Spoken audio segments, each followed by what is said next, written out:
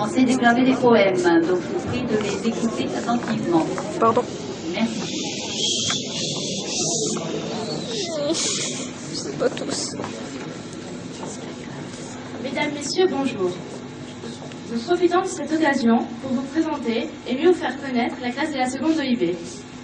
Il faut savoir d'abord que le bac à option internationale est un bac français, L, ES et S, se préparant uniquement dans les établissements à section internationale comme le nôtre, OLIA. On y suit les mêmes enseignements que les autres élèves de seconde, à l'exception de l'arabe LV1, plus approfondi, et l'histoire-géographie, qui bénéficient tous deux d'un horaire de cours supplémentaires. Par son niveau d'exigence, l'OIB est une filière qui nous permet d'acquérir rigueur et capacité de travail, en plus d'un esprit critique et d'une plus grande ouverture sur le monde. En ce sens, cette formation nous permet d'élargir notre horizon, tant culturel que linguistique, constituant de la sorte un facteur d'excellence pour une diversité culturelle et une connaissance approfondie. Aussi, nous avons l'honneur de vous déclamer deux poèmes. Un premier, que vous connaissez sûrement, Liberté, de Paul Éluard. Et un second, en arabe, de Fatwa Toukhan, Hariyati. Je laisse la parole à présent à ma camarade Esma. Merci. السلام عليكم. يشرفنا أن نرحب بكم اليوم في ثانويتنا لتقديم لمحة عن مشروعنا الذي يتمثل في رحلة مع الأزياء التقليدية الجزائرية. Nous avons l'honneur de vous accueillir.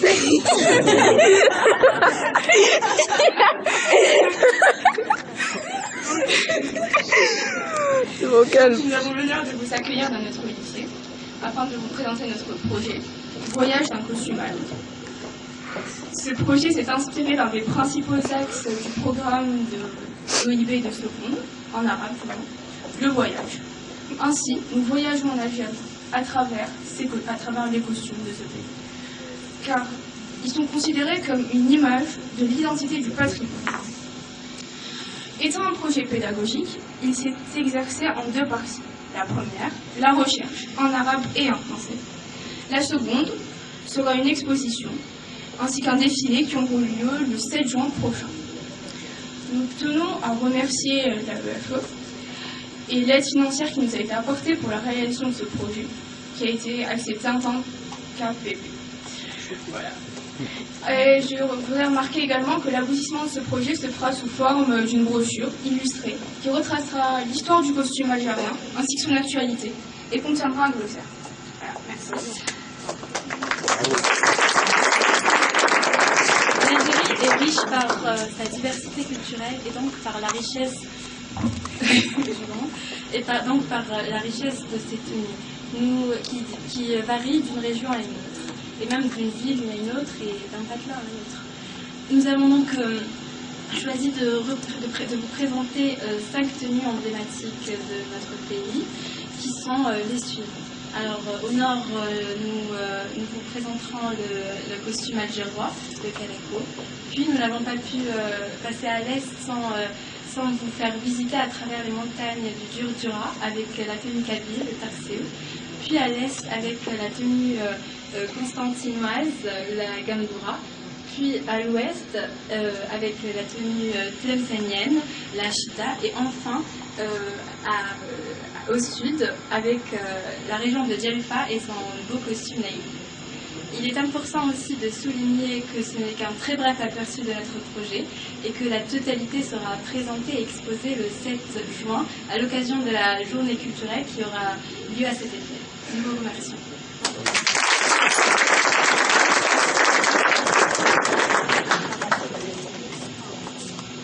Pour revenir à la poésie, le thème des poètes que nous allons déclamer, la liberté.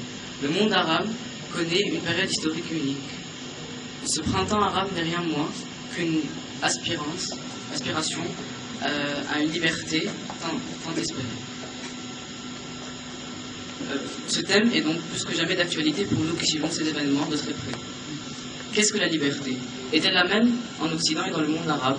Les poèmes que nous allons vous déclamer prouvent que oui. Le premier, de Paul Éluard, le second de Fatwa Toukhan, l'illustre très justement.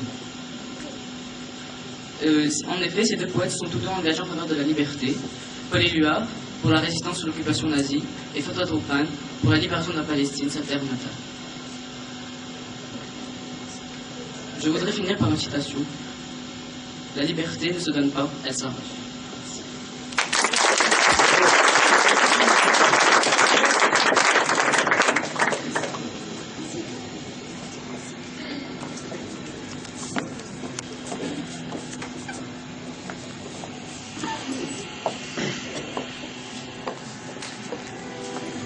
Sur mes cahiers d'écolier, sur mon pupitre et les arbres, sur le sable, sur la neige, j'écris ton nom. Sur toutes les pages nues, sur toutes les pages blanches, pierre, sang, papier ou cendre, j'écris ton nom. Sur les images dorées, sur les arbres des guerriers, sur la couronne des rois, j'écris ton nom. Sur la jungle et le désert, sur les lits, sur les genêts, sur l'écho de mon enfance, j'écris ton nom. Sur les merveilles des nuits, sur le pain blanc des journées, sur les saisons fiancées, j'écris ton nom. Sur tous mes chiffons d'azur, sur l'étang soleil moisi, sur le lac lune vivante, j'écris ton nom. Sur le champ, sur l'horizon, sur les ailes des oiseaux et sur le moulin des ombres, j'écris ton nom. Sur chaque bouffée d'aurore, sur la mer, sur les bateaux, sur la montagne des monts, j'écris ton nom.